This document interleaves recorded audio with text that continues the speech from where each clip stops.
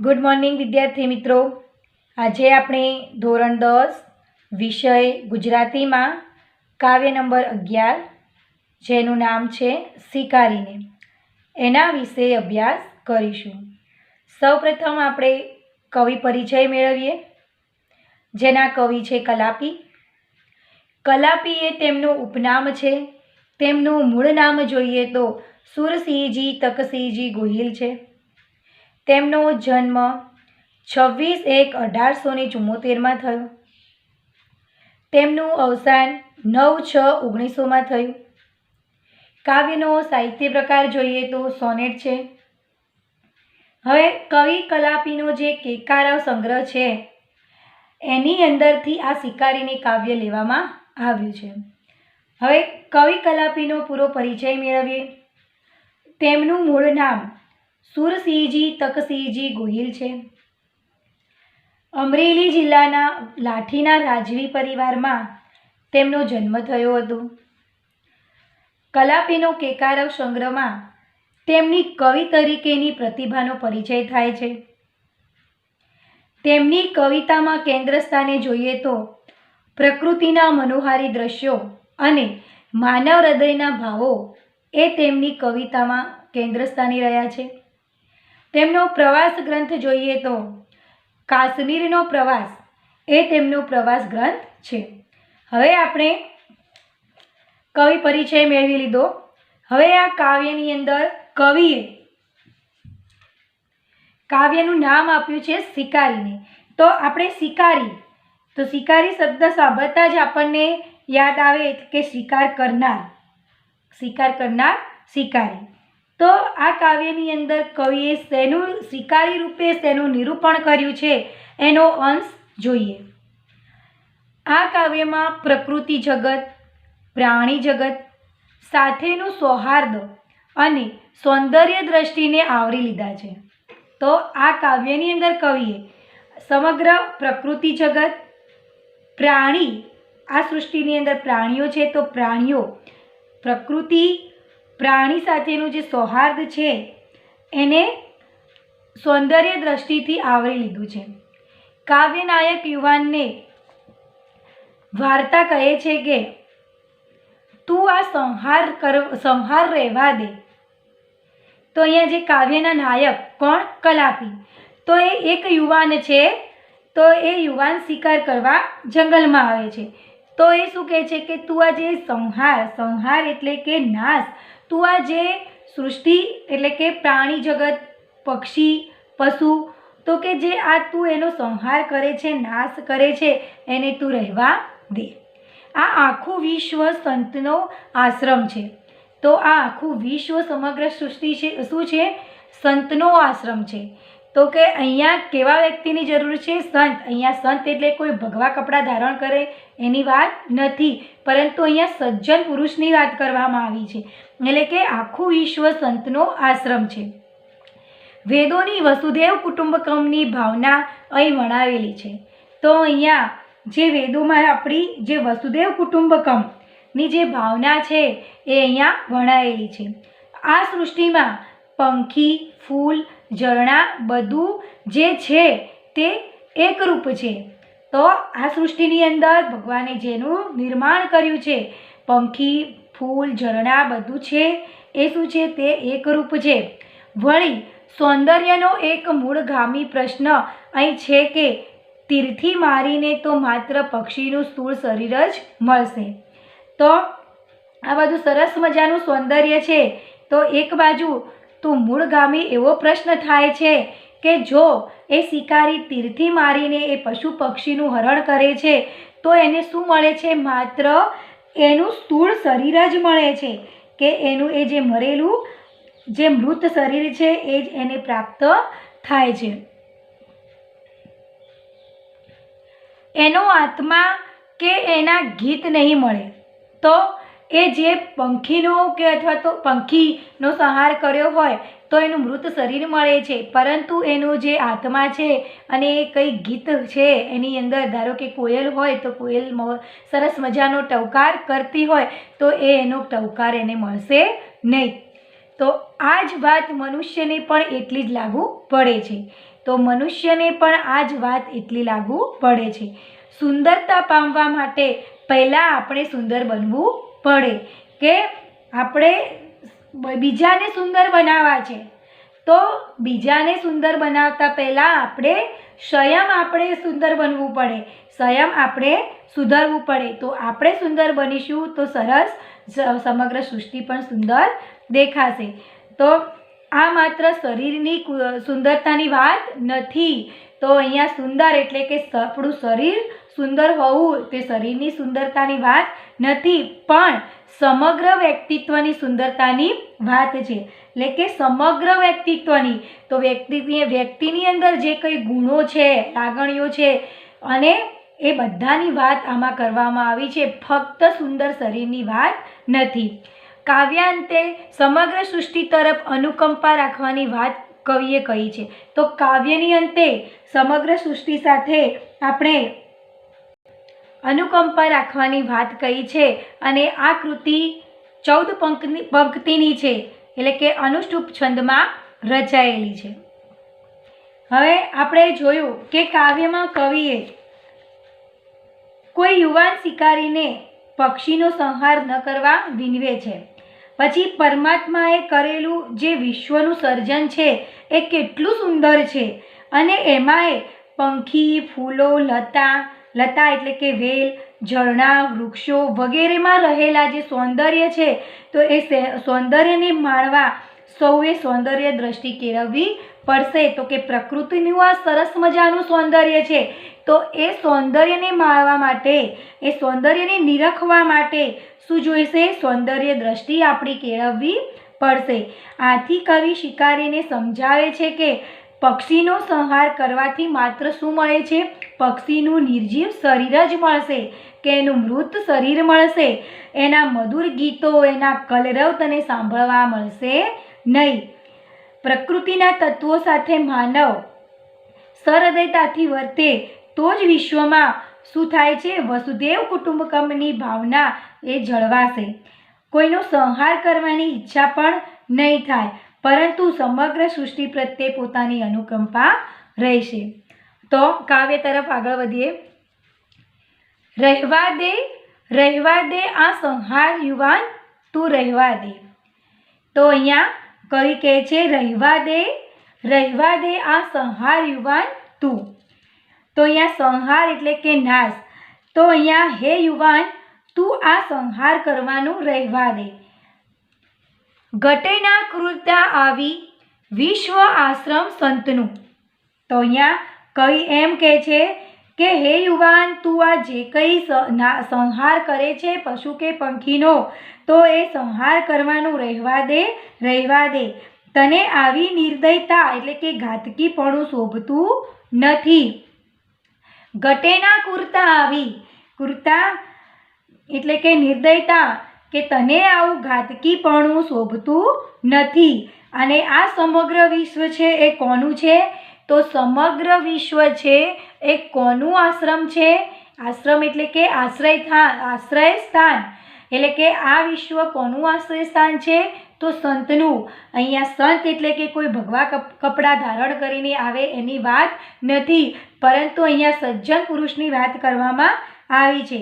તો પહેલી પંક્તિમાં કવિ શું કહે છે? પહેલી બે પંક્તિમાં કે હે યુવાન, તું આ સંહાર કરવાનું રહેવા દે, કે તને આવી નિર્દયતા એટલે કે ઘાતકીપણું શોભતું નથી. તો આ સમગ્ર વિશ્વ કોનું છે? સંતોનું આશ્રમ છે. આ સમગ્ર વિશ્વની અંદર સંતોનું આશ્રય સ્થાન છે. તું આ જે સંહાર કરે છે એ રહેવા દે. પંખીડા, ફૂલડા, રૂડા, લતા, આ ઝરણા તરું. ઘટે ના ક્રૂર દ્રષ્ટિ અહીં ત્યાં વિશ્વ સૌંદર્ય કુમળું. તો અહીંયા કવિ કે પંખીની વાત કરી છે, ફૂલડાની વાત કરી છે, અને રૂડા અહીંયા એનો ગુણ બતાવ્યો છે. તો રૂડા, લતા એટલે કે વેલ, અને ઝરણું, અને તરુ એટલે કે વૃક્ષ. તો કે આ વિશ્વની અંદર, કે આ વિશ્વરૂપી આશ્રમમાં, તો કે આ વિશ્વરૂપી આશ્રમ છે, તો આ વિશ્વરૂપી આશ્રમમાં સુંદર મજાના પંખીઓ છે, ફૂલો છે, લતા છે, ઝરણા છે, વૃક્ષો છે, આ બધું જ વગેરે છે. અને ત્યાં તને આવી નિર્દય એટલે કે ઘાતકી દ્રષ્ટિ, ઘટે ના કુર દ્રષ્ટિ અહીં ત્યાં, એટલે કે અહીંયા સરસ મજાનું આ વિશ્વરૂપી આશ્રમની અંદર પંખીઓ, ફૂલો, લતા, ઝરણા, વૃક્ષો વગેરે છે, ત્યાં તને આવી ઘાતકી દ્રષ્ટિ શોભતી નથી. આ વિશ્વ કોનું છે? આ વિશ્વ કોમળ અને સુંદર છે. આ વિશ્વ કેવું? વિશ્વ સૌંદર્ય કોમળું. તો વિશ્વનું સૌંદર્ય કેવું છે? કોમળ અને સુંદર છે. તીર્થી પામવા પક્ષી વ્યર્થ આ કુરતા મથે, તીર્થી પક્ષી તો ના ના કિંતુ સ્થૂલ મહી થકે, તીર્થી પક્ષી તો નાના કિંતુ સ્થૂલ મહી શકે. તો અહીંયા તીર્થી એટલે કે તીરની વાત કરી છે કે તીર્થી મારે, તો અહીંયા તીર્થી પામવા પક્ષી વ્યર્થ, તો તીર્થી મારીને પક્ષીને મેળવવા તું વ્યર્થ એટલે કે નાહકનો નિર્દયતાથી પ્રયત્ન કરી રહ્યો છે. અહીંયા તીર્થી પામવા પક્ષી વ્યર્થ આ કુરતા મથે, તો તું આ તીર એટલે કે અહીંયા શિકારી છે તો એની જોડે શું હોય? ધનુર્ધારી તીર હોય છે. તો કે તીરથી તું આ પક્ષીનો વધ કરી રહ્યો છે, તો એ કેવી વસ્તુ છે? તો તીર મારીને પક્ષી મેળવવા તું નાહકનો એટલે કે નિર્દયતાથી પ્રયત્ન કરી રહ્યો છે. કે તીરથી પક્ષી તો નાના કિંતુ સ્થૂલ મળી શકે, તો કે તીર મારીને તું આ સંહાર કરી રહ્યો છે, એનો શિકાર કરે છે કે આ પક્ષીનો તું તીર મારીને શિકાર કરી રહ્યો છે, તો એના શિકાર કરવાથી તને કાંઈ પક્ષી મળી જવાનું નથી, પરંતુ તને શું મળશે? એનું સ્થૂળ એટલે કે મૃત શરીર મળે છે. એટલે કે કવિ આ બે પંક્તિમાં શું કહે છે કે તીર મારીને પક્ષી મેળવવા તું નાહકનો નિર્દયતાથી પ્રયત્ન કરી રહ્યો છે.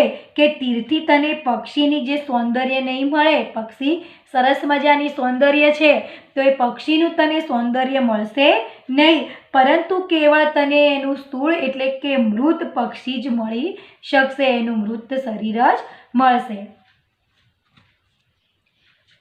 પક્ષીને પામવાને તો છાનો તું શુણ ગીતને, પક્ષીને પામવાને તું છાનો તું શુણ ગીતને, પક્ષી તેના પ્રભુ સાથે હૈયામાં મળશે તને. તો અહીંયા કવિ કહે છે કે પક્ષીને પામવાને તું છાનો તું શુણ ગીતને, તું પક્ષીનો સંહાર કરે છે કે પક્ષીના મૃત શરીરને મેળવવા માટે, પણ તને એની ખબર નથી કે પક્ષીને મેળવવું હોય તો ક્યાંક છુપાઈને તું એના મધુર ગીત, એનો કલરવ સાંભળ.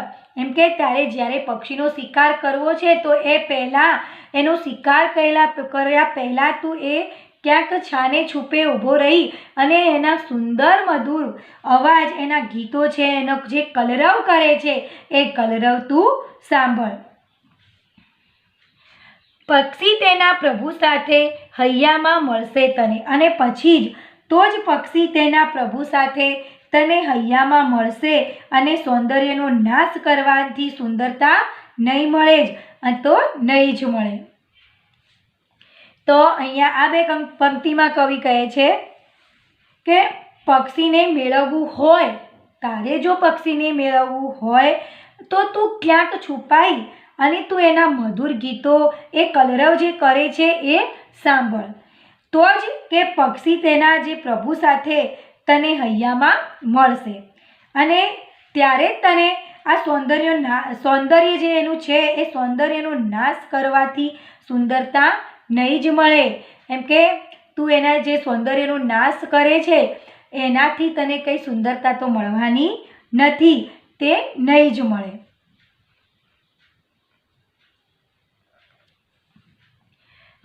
આગળ એમ જ કહે છે કે સૌંદર્ય વેડફી દેતા નાના સુંદરતા મળે. એમ કે જ્યારે એનું સૌંદર્ય વેડફાઈ જશે, કે તું એનો સ્વીકાર કરે એટલે શું થાય? એ મરી જશે, એનું તને ફક્ત સ્થૂળ મૃત શરીર જ મળશે, એની અંદર જે સૌંદર્યતા હતી એ તો નાશ પામી છે, એટલે તને ક્યારેય મળશે નહીં. સૌંદર્ય પામતા પહેલાં સૌંદર્ય બનવું પડશે, અને તારે જો આ સૌંદર્ય એનું જો સૌંદર્ય પામવું હોય તો તારી જે દ્રષ્ટિ છે એને તારે દ્રષ્ટિકોણ બદલવો પડશે. સૌંદર્ય ખીલવું એ તો પ્રભુનો ઉપભોગ છે. સૌંદર્ય ખીલવું એ તો પ્રભુનો ઉપયોગ છે. પોષવું પૂજવું એનો ઉપભોગ છે. તો અહીંયા કવિ કહે છે કે સૌંદર્યનો આસ્વાદ માણવો હોય તો સૌથી પહેલાં શું કરવું પડે? આપણી સૌંદર્ય દ્રષ્ટિ કેળવવી પડે. એટલે કે સૌંદર્ય ખીલવવું હોય તો, એટલે કે સૌંદર્યને માણવું હોય એ તો પ્રભુ સાથે શું કરવાનું છે? પ્રભુ સાથેનું જોડાણ એટલે કે સાયુજ્ય છે. સૌંદર્યનું જતન કરવું, તેનો આદર કરવો એ પ્રભુનો આનંદ માણવા જેવું છે. તો અહીંયા કવિ સૌંદર્ય ખીલવું એટલે કે સૌંદર્યને માણવું એ તો પ્રભુ સાથેનું જોડાણ છે. સૌંદર્યનું જતન કરવું, તેનો આદર કરવો એ પ્રભુનો આનંદ માણવા જેવું છે. અને પોષવું પૂજવું એનો ઉપભોગ છે. એટલે કે ઉપભોગ એટલે કે આસ્વાદ. તો સૌંદર્યનો સ્વાદ માણવો એ તો સૌથી પહેલાં સૌંદર્ય દ્રષ્ટિ કેળવવી પડે. રહેવા દે આ સંહાર યુવાન તું, બધે છે આદ્રતા છાઈ, તેમાં કઈ ભળવું ભલું. તો હવે કવિ છેલ્લે એમ કહે છે કે રહેવા દે હે યુવાન, તું રહેવા દે, તું આ સંહાર કરવાનું રહેવા દે કે બધે છે આદ્રતા. તો અહીંયા આદ્રતાની વાત કરી છે કે ભીનાશ, તો મૃદુતા એટલે કે માયાળુપણું. તો બધે છે અહીંયા શું?